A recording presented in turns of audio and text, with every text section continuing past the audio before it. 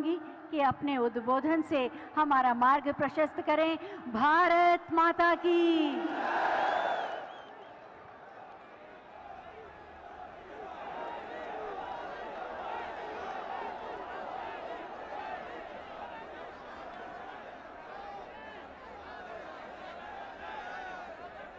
भारत माता की। भारत माता की। उत्तर प्रदेश के लोकप्रिय कर्मयोगी मुख्यमंत्री श्रीमान योगी आदित्यनाथ जी,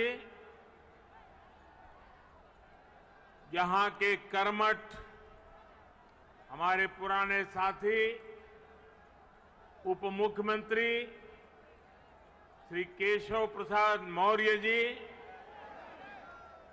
केंद्रीय मंत्रिपरिषद में मेरे सहयोगी श्री ज्योतिरादित्य सिंधिया जी, जनरल वीके सिंह जी, संजीव बालियान जी, एसपी सिंह बघेल जी, बीएल वर्मा जी, उत्तर प्रदेश सरकार में मंत्री श्री लक्ष्मी नारायण चौधरी जी, श्री जयप्रताप सिंह जी,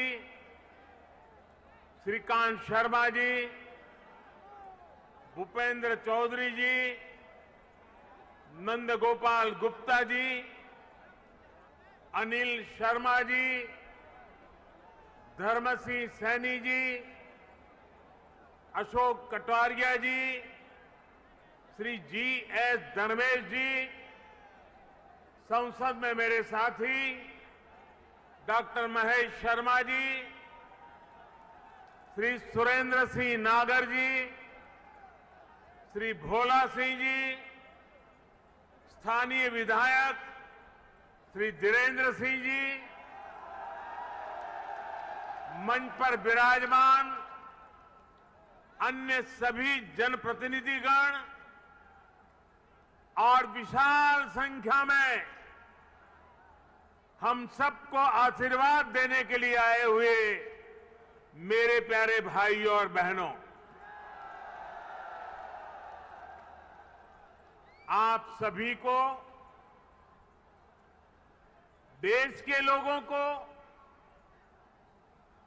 उत्तर प्रदेश के हमारे कोटि कोटि भाई बहनों को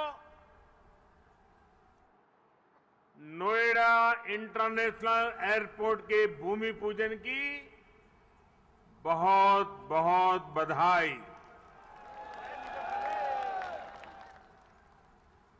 आज इस एयरपोर्ट के भूमि पूजन के साथ ही दाऊजी मेले के लिए प्रसिद्ध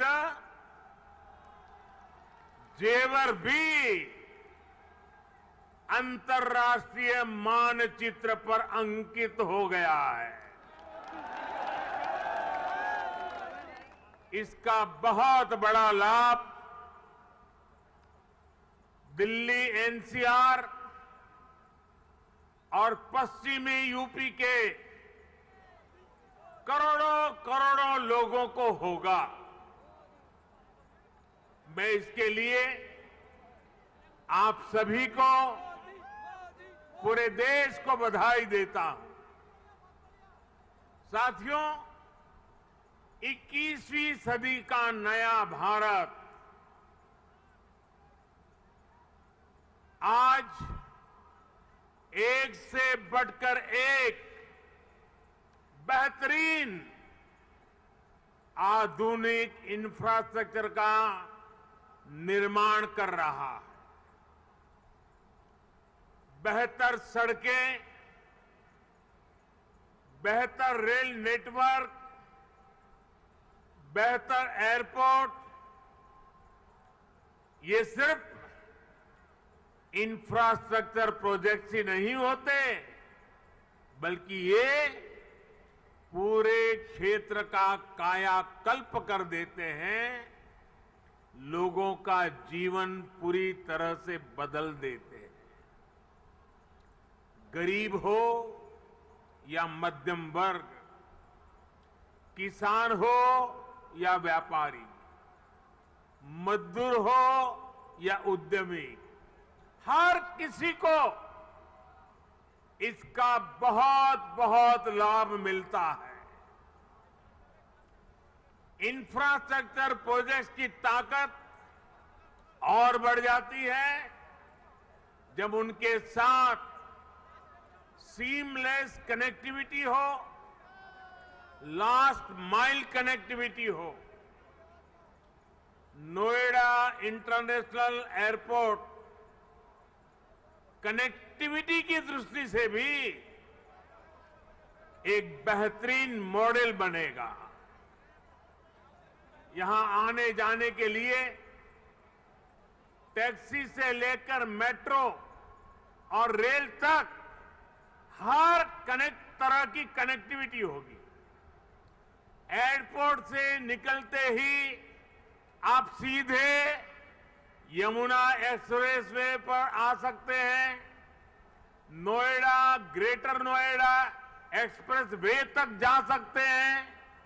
यूपी, दिल्ली, हरियाणा कहीं भी जाना है तो थोड़ी सी देर में पेरिफेरल एक्सप्रेस वे पहुंच सकते हैं।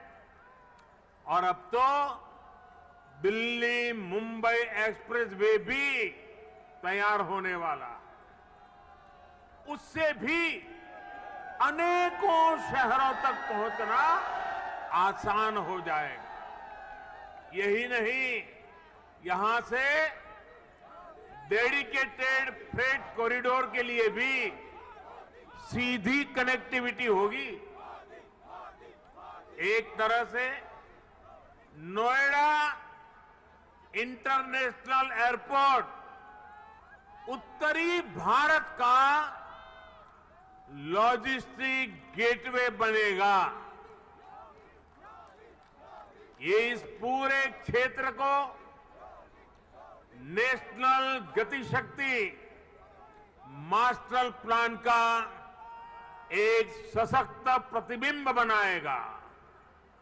साथियों, आज देश में जितनी तेजी से एविएशन सेक्टर में वृद्धि हो रही है, जिस तेजी से भारतीय कंपनियां सैकड़ों नए विमानों को खरीद रही है, उनके लिए भी नोएडा इंटरनेशनल एयरपोर्ट की बहुत बड़ी भूमिका होगी।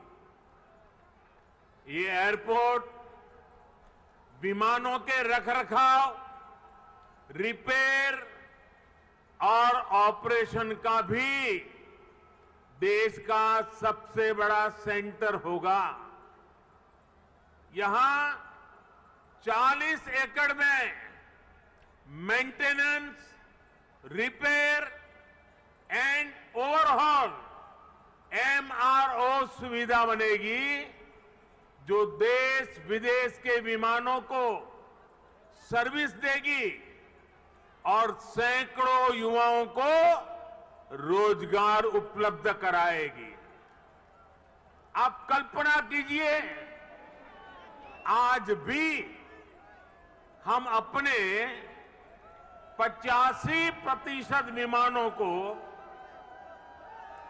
MRO सेवा के लिए विदेश भेजते हैं और इस काम के पीछे हर वर्ष 15,000 करोड़ रुपए खर्च होते हैं। 30,000 करोड़ में ये प्रोजेक्ट बनने वाला है। सिर्फ रिपेयरिंग के लिए हर वर्ष 15,000 करोड़ बाहर जाता है। हजारों करोड़ रुपए खर्च होते हैं, जिसका अधिकांश हिस्सा दूसरे देशों को जाता है।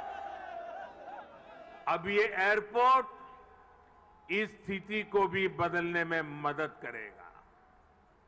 भाइयों और बहनों, इस एयरपोर्ट के माध्यम से पहली बार देश में integrated multi modal cargo hub की इसकी भी कल्पना साकार हो रही है। इससे इस पूरे क्षेत्र के विकास को एक नई गति मिलेगी, एक नई उड़ान मिलेगी। हम सभी ये जानते हैं कि जिन राज्यों की सीमा समंदर से सटी होती है, उनके लिए बंदरगाह, पोर्ट बहुत बड़े एसेट होते हैं। विकास के लिए उसकी एक बहुत बड़ी ताकत काम आती है। लेकिन यूपी जैसे लैंडलॉक्ड राज्यों के लिए यही भूमिका एयरपोर्ट की होती है। यहां अलीगढ़, मथुरा, मेरठ, आगरा, बिजनौर, मुरादाबाद, बरेली ऐसे अनेकों औद्योगिक क्षेत्र हैं। यहां सर्विस सेक्टर का बड़ा इकोसिस्टम भी है और एग्रीकल्चर सेक्टर में भी पश्चिमी उत्तर प्रदेश की अहम हिस्सेदारी है। अब इन क्षेत्रों का सामर्थ्य भी बहुत ज्यादा बढ़ जाएगा। इसलिए ये इंटरनेशनल एयरपोर्ट एक्सपोर्ट के एक बहुत बड़े केंद्र को अंतर्राष्ट्रीय बाजारों से सीधे कनेक्ट करेगा। अब यहां के किसान साथी, विशेष रूप से छोटे किसान, फल, सब्जी, मछली जैसी जल्दी खराब होने वाली उपज को सीधे एक्सपोर्ट कर पाएंगे। हमारे जो खुर्जा क्षेत्र के कलाकार हैं, मेरठ की स्पोर्ट्स इंडस्ट्री है, सहारनपुर का फर्नीचर है, मुरादाबाद का पीतल उद्योग है, आगरा का फुटवियर और पैठा है, पश्चिमी यूपी के अनेक एमएसएमईज को भी विदेशी मार्केट तक पहुंचने में अब और आसानी होगी। साथियों, किसी भी क्षेत्र में एयरपोर्ट के आने से परिवर्तन का एक ऐसा चक्र शुरू होता है जो चारों दिशाओं को लाभ पहुंचाता है। हवाई अड्डे के निर्माण के दौरान रोजगार के हजारों अवसर बनते हैं। हवाई अड्डे को सुचारू रूप से चलाने के लिए भी हजारों लोगों की आवश्यकता होती है। पश्चिमी यूपी के हजारों लोगों को ये एयरपोर्ट नए रोजगार भी देगा। राजधानी के पास होने से पहले ऐसे क्षेत्रों को एयरपोर्ट जैसी सुविधाओं से नहीं जोड़ा जाता था। माना जाता था कि दिल्ली में तो एयरपोर्ट और दूसरी सुविधाएं है ही। हमने इस सोच को बदला। आज देखिए, हमने हिंडन एयरपोर्ट को यात्री सेवाओं के लिए चालू किया। इसी प्रकार हरियाणा के हिसार में भी एयरपोर्ट पर तेजी से काम चल रहा है। भाइयों और बहनों, जब एयर कनेक्टिविटी बढ़ती है तो टूरिज्म भी उतना ही ज्यादा फलता फूलता है। हम सभी ने देखा है कि माता वैष्णो देवी की यात्रा हो या फिर केदारनाथ यात्रा, हेलीकॉप्टर सेवा से जुड़ने के बाद वहां श्रद्धालुओं की संख्या में निरंतर बढ़ोतरी हो रही है। पश्चिमी यूपी के प्रसिद्ध टूरिस्ट और आस्था से जुड़े बड़े केंद्रों के लिए नोएडा इंटरनेशनल एयरपोर्ट भी यही काम करने वाला है। साथियों, आजादी के 7 दशक बाद पहली बार उत्तर प्रदेश को वो मिलना शुरू हुआ है जिसका वो हमेशा से हकदार रहा है। डबल इंजन की सरकार के प्रयासों से आज उत्तर प्रदेश देश के सबसे कनेक्टेड क्षेत्र में परिवर्तित हो रहा है। यहां पश्चिमी यूपी में भी लाखों करोड़ रुपए के प्रोजेक्ट पर तेजी से काम चल रहा है।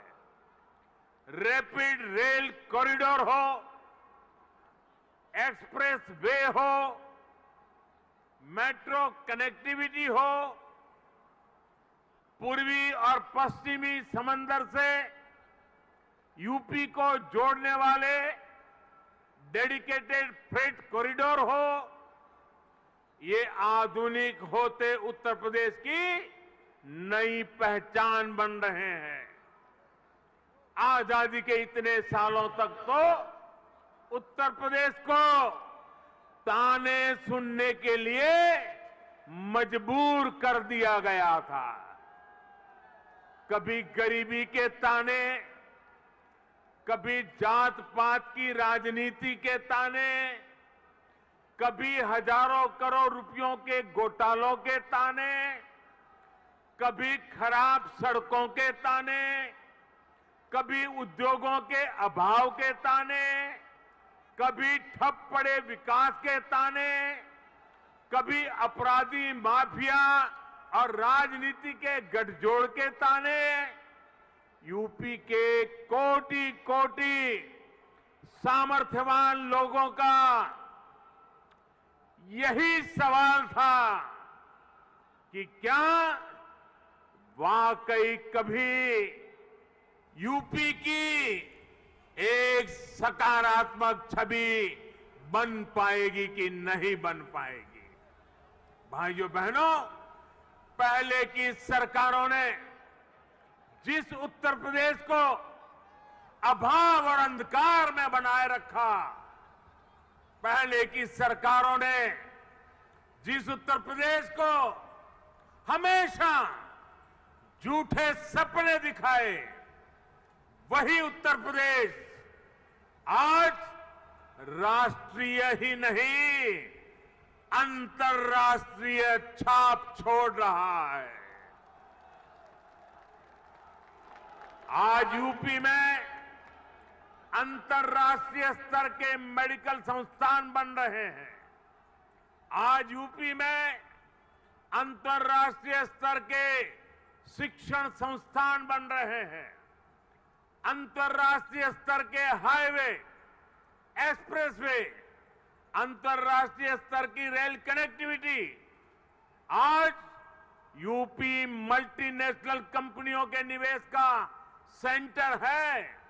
ये सब कुछ आज हमारे यूपी में हो रहा है। इसलिए ही आज देश और दुनिया के निवेशक कहते हैं, उत्तर प्रदेश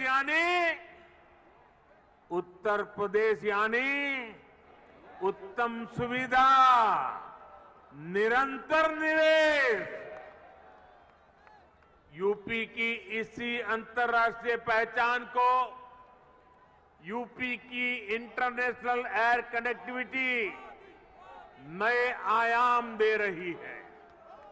आने वाले 2-3 सालों में जब एयरपोर्ट काम करना शुरू करेगा तो यूपी 5 इंटरनेशनल एयरपोर्ट वाला राज्य बन जाएगा।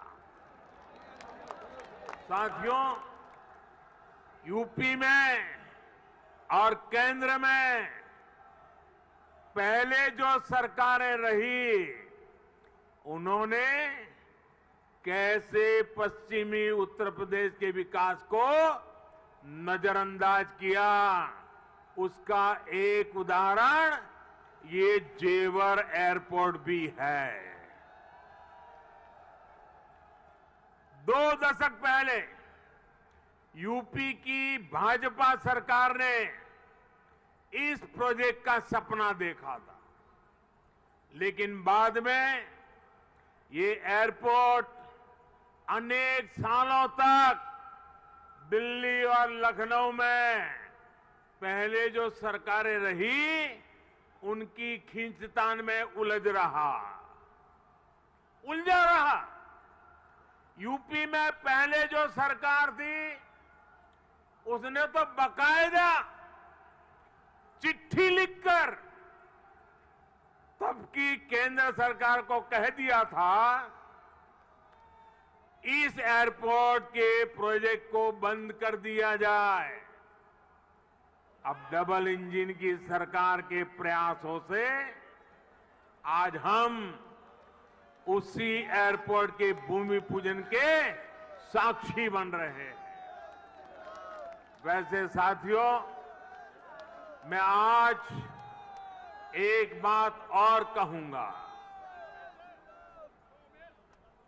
मोदी योगी भी अगर चाहते तो 2017 में सरकार बनते ही यहां आकर के भूमि पूजन कर देते, फोटो खिंचवा देते, अखबार में प्रेस नोट भी छप जाती।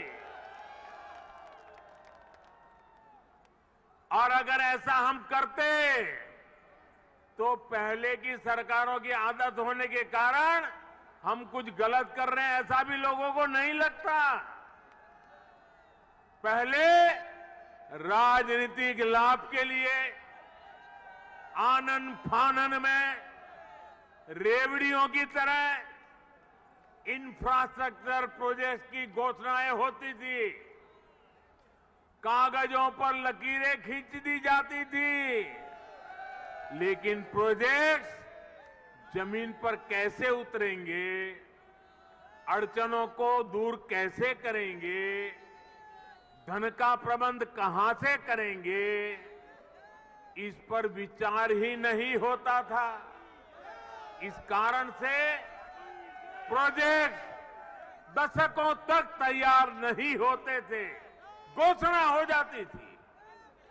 प्रोजेक्ट की लागत कई गुना बढ़ जाती थी, फिर बहानेबाजी शुरू होती थी, देरी का ठिकरा दूसरों पर फोड़ने की कसरत होती थी। लेकिन हमने ऐसा नहीं किया, क्योंकि इंफ्रास्ट्रक्चर हमारे लिए राजनीति का नहीं बल्कि राष्ट्र नीति का हिस्सा है। भारत के उज्जवल भविष्य की एक जिम्मेवारी है। हम ये सुनिश्चित कर रहे हैं कि प्रोजेक्ट अटके नहीं, प्रोजेक्ट लटके नहीं, प्रोजेक्ट भटके नहीं। हम ये सुनिश्चित करने का प्रयास करते हैं कि तय समय के भीतर ही इंफ्रास्ट्रक्चर का काम पूरा किया जाए। देरी होने पर हमने जुर्माने का भी प्रावधान किया है। साथियों, पहले किसानों की जमीनों को लेकर जिस तरह की गड़बड़ियां होती थी, उसे वो भी प्रोजेक्ट की देरी में बहुत बड़ा रोड़ा बन जाती थी।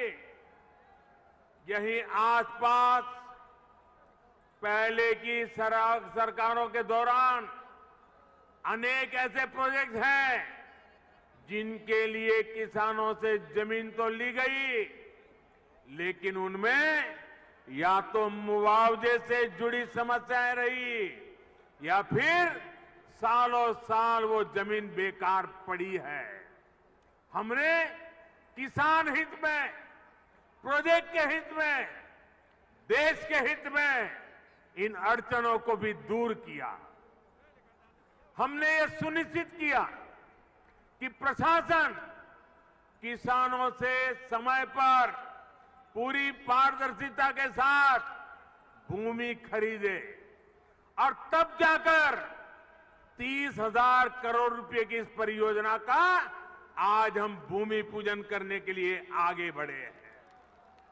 साथियों, आज हर सामान्य देशवासी के लिए क्वालिटी इंफ्रास्ट्रक्चर, क्वालिटी सुविधा सुनिश्चित की जा रही है। देश का आम नागरिक हवाई सफर कर सके, ये सपना भी आज उड़ान योजना ने सच कर दिखाया है।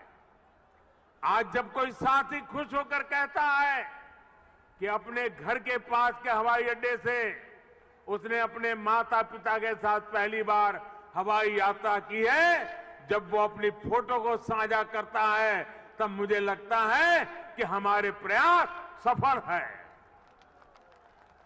मुझे खुशी है, अकेले यूपी में ही बीते वर्षों में 8 एयरपोर्ट से फ्लाइट शुरू हो चुकी है, कई पर अभी भी काम चल रहा है। भाई और बहनों, हमारे देश में कुछ राजनीतिक दलों ने हमेशा अपने स्वार्थ को सर्वोपरि रखा है। इन लोगों की सोच रही है अपना स्वार्थ, सिर्फ अपना खुद का, परिवार का, या जहां रहते उस इलाके का, उसी को वो विकास मानते थे। जबकि हम राष्ट्र प्रथम, नेशन फर्स्ट की भावना पर चलते हैं। सबका साथ, सबका विकास, सबका विश्वास, सबका प्रयास, यही हमारा मंत्र है। यूपी के लोग गवाह है, देश के लोग गवाह है। बीते कुछ हफ्तों में कुछ राजनीतिक दलों द्वारा किस तरह की राजनीति हुई, लेकिन भारत विकास के रास्ते से नहीं हटा। कुछ समय पहले ही भारत ने 100 करोड़ वैक्सीन डोज से कठिन पड़ाव को पार कर गया है। इसी महीने की शुरुआत में भारत ने वर्ष 2070 तक नेट जीरो के लक्ष्य का ऐलान किया है। कुछ समय पहले ही कुशीनगर में इंटरनेशनल एयरपोर्ट का लोकार्पण किया गया। यूपी में ही एक साथ 9 मेडिकल कॉलेज की शुरुआत करके देश के हेल्थ इंफ्रास्ट्रक्चर को मजबूत किया गया। महोबा में नए डैम और सिंचाई परियोजनाओं का लोकार्पण हुआ, तो झांसी में डिफेंस कॉरिडोर के काम ने गति पकड़ी। पिछले हफ्ते ही पूर्वांचल एक्सप्रेसवे यूपी वासियों को समर्पित किया गया। उससे एक दिन पहले ही हमने जनजातीय गौरव दिवस मनाया। मध्य प्रदेश में एक बहुत ही भव्य और आधुनिक रेलवे स्टेशन का लोकार्पण किया गया। इसी महीने ही महाराष्ट्र के पंढरपुर में सैकड़ों किलोमीटर के नेशनल हाईवे का लोकार्पण और शिलान्यास किया गया। और अब आज नोएडा इंटरनेशनल एयरपोर्ट का भूमि पूजन हुआ है। हमारी राष्ट्रभक्ति के सामने, हमारी राष्ट्र सेवा के सामने कुछ राजनीतिक दलों की स्वार्थ नीति कभी टिक नहीं सकती। साथियों, आज देश में 21वीं सदी की आवश्यकताओं को ध्यान में रखते हुए अनेक आधुनिक प्रोजेक्ट पर तेजी से काम चल रहा है। यही गति, यही प्रगति एक सक्षम और सशक्त भारत की गारंटी है। यही प्रगति सुविधा, सुगमता से लेकर सामान्य भारतीय की समृद्धि को सुनिश्चित करने वाली है। आप सभी के आशीर्वाद से, डबल इंजन सरकार की प्रतिबद्धता से यूपी में इसमें अग्रणी भूमिका निभाएंगे। हम मिलकर आगे बढ़ेंगे। इसी विश्वास के साथ आपको अंतर्राष्ट्रीय एयरपोर्ट की फिर एक बार बहुत बहुत बधाई मेरे साथ बोलिए, भारत माता की, भारत माता की, भारत माता की। बहुत बहुत धन्यवाद।